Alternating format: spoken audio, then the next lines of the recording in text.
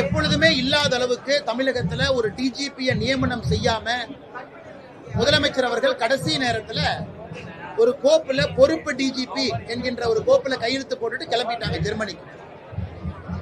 UPSC supreme கோர்ட்டினுடைய guideline படி ஒரு DGP பொறுப்பேற்ற பிறகு குறைந்தபட்சம் 2 ஆண்டுகள் அந்த டிஜிபி கொடுக்கணும்.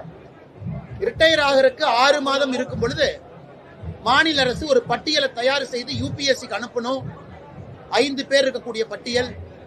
யூபிஎஸ்சியிலிருந்து 3 பேர்த்த தீர்மானம் செய்து மாநில அரசுக்கு அனுப்பி வைக்கும். முதலமைச்சருக்கு 3ல் யாரு வேண்டுமானாலும் டிஜிபியா நியமனம் செய்வதற்கு அதிகாரம் இருக்கு.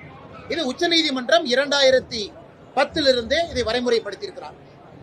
ஆனா சங்கர் ஜிவால் அவர்கள் இன்னைக்கு ரிட்டையர் ஆகிறாங்கன்னு தெரிஞ்சு 6 மாதத்திற்கு முன்பிருந்து எந்த கோப்பையும் தயார் செய்யாம 6 சீனியரை பைபாஸ் பண்ணி 6 மூத்த காவல்துறை அதிகாரிகளை பைபாஸ் பண்ணி சீனியாரிட்டி ஆர்டர்ல 7ஆவதாக இருக்கக்கூடிய திரு வெங்கட்ராமன் அவரை பொறுப்பு டிஜிபியாக இந்த பணியில் அமர்த்த வேண்டிய கட்டாயம் என்ன, அவசியம் என்ன? இதனால 6 ஐபிஎஸ் அதிகாரிகளுக்கு சீனியாரிட்டியில பிரச்சனை வருது. குறிப்பாக சீமா அகர்வால் அவர்கள், சந்தீப் ராய் ரத்தோர் அவர்கள், அபய்குமார் சிங் அவர்கள், வன்னிய பெருமாள் அவர்கள், ராஜீவ்குமார் அவர்கள், பிரமோத் குமார் அவர்கள், இவங்க எல்லாமே 6 பேர் இதுக்கு மேல இருக்காங்க. அதனால இன்னைக்கு தமிழகத்தினுடைய பொறுப்பு டிஜிபி காலையில அந்த பொறுப்பேற்கக்கூடிய விழாவில் 8 டிஜிபி பங்கேற்க அவருக்கு மேல சீனியாரிட்டியில் இருக்கிற 6 பேரும் அவருக்கு கீழே இருக்கிற 2 பேர் 8 டிஜிபி புறக்கணித்திருக்கின்றார்கள். எப்படி காவல்துறையில சட்டம் ஒழுங்க நம்ம காப்பாற்ற முடியும்? காவல்துறைக்குள்ளேயே சண்டை ஏற்படுத்தி, காவல்துறைக்குள்ளேயே பிரச்சனை ஏற்படுத்தி, காவல்துறைக்குள்ளேயே அதிகார போட்டியை முதலமைச்சர் கொண்டு வந்ததன் காரணமாக காவல்துறை நண்பர்கள் பலம் இழந்து நிற்கிறாங்க. சமீபத்தில் வந்த ஆய்வறிக்கை உங்களுக்கு தெரியும். இந்தியாவில் 31 மாநகரத்தில் ஆய்வு பண்ணாங்க மத்திய அரசு அமைப்பு. அதுல சென்னை 21வது நகரமாக இருந்திருக்கிறது.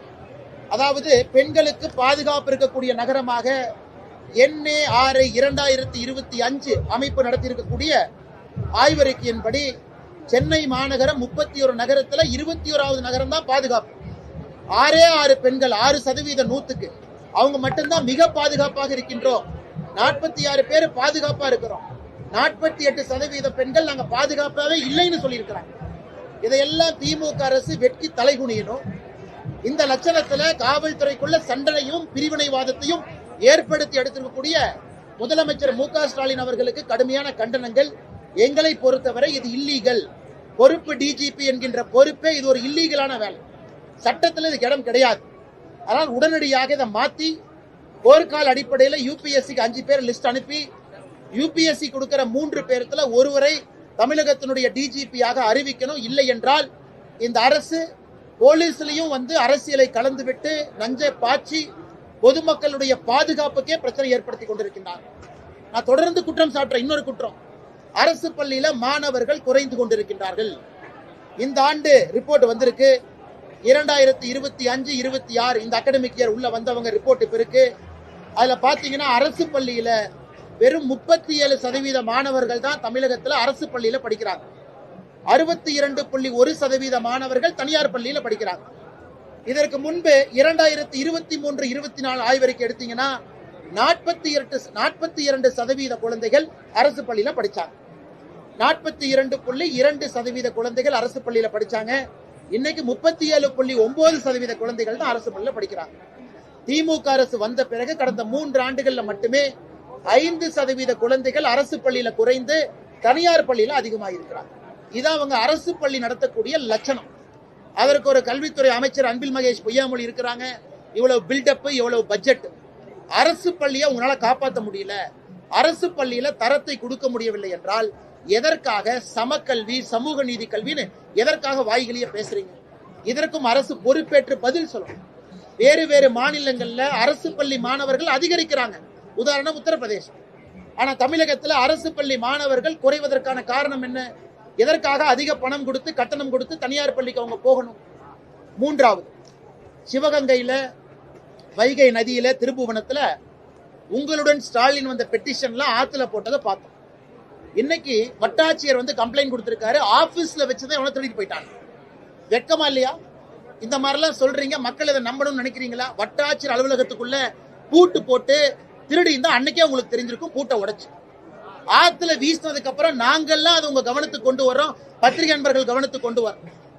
ஆத்துல போட்டு 3 நாள் கழிச்சு வட்டாட்சியர் போலீஸ் ஸ்டேஷன் போய் யாரோ வட்டாட்சியர் அலுவலகத்தில் வந்து அப்ளிகேஷனை திருடிட்டு போயிட்டான், ஆத்துல தூக்கி போட்டான்னு கம்ப்ளைண்ட் கொடுக்குறாங்க.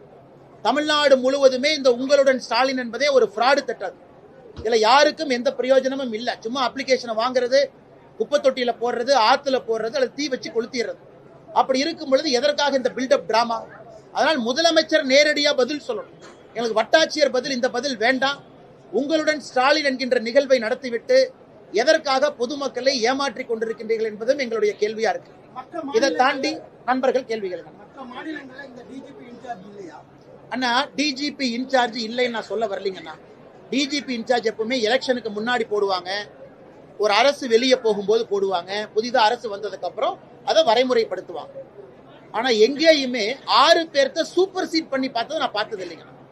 அதுவும் 6 மாதத்திற்கு முன்பே சங்கர் ஜிவால் அவர்கள் ஓய்வு பெற போறாங்கன்னு தெரிந்த பிறகு 6 பேர்த்த சூப்பர் சீட் பண்ணி போட வேண்டிய கட்டாயம் என்ன? அதனுடைய வெளிப்பாடு இன்னைக்கு பொறுப்பு டிஜிபி, நல்லவரா கெட்டவரா நான் சொல்ல விரும்பலீங்கன்னா, பொறுப்பு டிஜிபி அவருடைய பதவியேற்பு விழால 8 மூத்த ஐபிஎஸ் அதிகாரிகள் பங்கேற்கல. அப்ப ஐபிஎஸ் அதிகாரிகளுக்குள்ளேயே கோஷ்டி பூசல் சண்டை வந்தா பொதுமக்களுடைய உயிருக்கு உத்தரவாதம் யாரு? அதனால் பொறுப்பு டிஜிபி நடைமுறை எதுக்குன்னா, எலெக்ஷனுக்கு 8 மாசம் இருக்கு. இன்னைக்கு அவங்க 6 மாசம் முன்னாடி ஃபைல் அனுப்பிச்சிருக்கணும். இவங்களா முடிவு பண்ணிட்டாங்க, முதல் 3 டிஜிபிக்கள் திமுகக்கு எதிரானவங்க, ஏன்னா நம்ம ஆளுகளை அரெஸ்ட் பண்ணிருக்காங்க, இவங்க ஆகாது இவங்க ஆகாதுன்னு எல்லாத்தையும் கழிச்சு கடைசியா 7ஆவதா இருக்கிற தூக்கி போட்டிருக்காங்க. இதை வன்மையாக கண்டிக்கின்றோம். முதலமைச்சர் பதில் சொல்லணும். சரி, சங்கர் ஜிவால் அவங்க ரிட்டையர் ஆயிட்டாங்க. தமிழகத்துல தீயணைப்புத்துறைக்கு புதிதாக ஒரு பதவியை உருவாக்க வேண்டிய கட்டாயம் என்ன? எதுக்காக உருவாக்குறீங்க? எதுக்காக பதவி உருவாக்குறீங்க? ஏன் இன்னைக்கு இருக்கக்கூடிய தீயணைப்புத்துறையினுடைய டிஜிபி சரியில்லையா? எதற்காக புதியதாக ஒரு பதவியை உருவாக்குறீங்க? ரிட்டையர் ஆயிட்டார், முடிஞ்சது. கடைசி நாள் ஃபேர்வெல் பரேடு கொடுத்தாச்சு, எல்லா அதிகாரிகள் வந்து நன்றி சொல்லியாச்சு. அந்த ஒரு அதிகாரி என்ன ஸ்பெஷலா? அந்த ஒரு அதிகாரிக்காக ஒரு தனி துறையை உருவாக்கி, அந்த டிஜிபி ஃபயர் சர்வீஸ்க்கு மேல ஒரு துறையை உருவாக்கி, இது இந்தியால எங்கேயுமே இல்லாத அநியாயம். இருக்கிற டிஜிபிக்கு ரிட்டையர் ஆன பிறகு ஒரு துறை, அந்த டிஜிபி பொறுப்புக்கு 6 பேருக்கு சூப்பர் சீட் பண்ணி பொறுப்பு. இதை எப்படி பொதுமக்கள் பார்ப்பாங்க? அரசியல் போலீஸ் துறையில கலப்பது திராவிட முன்னேற்ற கழகம் தான் பார்ப்பாங்க. அதைத்தான் நாங்கள் கேள்வியாக எழுப்பின்றோம். முதலமைச்சர் பதில் சொல்லட்டும். டிஜிபி ஃபயர் போர்ஸ் அதற்கு மேல எதற்கு அந்த பொறுப்பு உருவாக்குனீங்க? காரணம் சொல்லுங்க. எதுக்கு உருவாக்கணும்? எல்லாவற்றிலும் அண்ணாமலை திமுகவை விமர்சனம் பண்ணிக்கொண்டே இருக்கிறார். திமுக எந்த நல்லது செய்தாலும் அதுக்கு அண்ணாமலைக்கு பிடிக்கலையா அப்படிங்கிற திமுகவோட விமர்சனம். அண்ணா, இப்ப நான் சொன்னதெல்லாம் ஆதாரத்தின் அடிப்படையில பேசினேங்க. நான் பேசினது எல்லாமே ஆதாரத்தின் அடிப்படையில திமுக செய்திருக்கக்கூடிய தவற சொன்னேன், இந்து முன்னணி அவர்கள் செய்து கொண்டிருக்கக்கூடிய நல்லதை சொன்னேன். நான் சொன்ன டிஜிபி விவகாரத்துல பத்திரிகை நண்பர்கள் நான் தவறா சொன்னா நீங்க என்னை பிடிச்சிருவீங்க. அண்ணா, நீ டேட்டா தப்பா கொடுக்குறீங்க. நான் அரசு பள்ளி மாணவர்கள் டேட்டாவை நான் கொடுக்குறேன், அது 5% அரசு பள்ளி மாணவர்கள் இங்க கம்மியா இருக்கிறாங்க. ஆதாரத்தின் அடிப்படை இடத்துல இருக்கு முதலீடு ஈர்த்தது. ஏதோ ஒரு கார் கம்பெனி, ஒரு டயர் கம்பெனி, ஒரு நட்டு கம்பெனி, ஒரு போல்ட் கம்பெனிக்கு வெளியே ஒரு எலுமிச்சம்பழத்தை புழிஞ்சுட்டு இந்த விவேக் சொல்லுவார் இல்லைங்க, 700 ஸ்பேர் பார்ட்ஸ்ல ஓடாத ஒரு லாரி எலுமிச்சம்பழத்துல ஓடுதுன்னு. அந்த மாதிரி ஒரு நட்டு கம்பெனி போல்ட் கம்பெனிக்கு போயிட்டு அதை மட்டும் போட்டோ எடுத்து பத்திரிகை நண்பர்கள்ட்ட ஏமாத்த பாக்குறாங்க. இங்க இவங்க வந்துட்டாங்க, அவங்க வந்துட்டாங்க. உத்தரப்பிரதேசம், குஜராத், மகாராஷ்டிரா, தெலங்கானா பாருங்க, ஆந்திரா பாருங்க, எவ்வளவு நிறுவனங்கள் அங்க போறாங்க.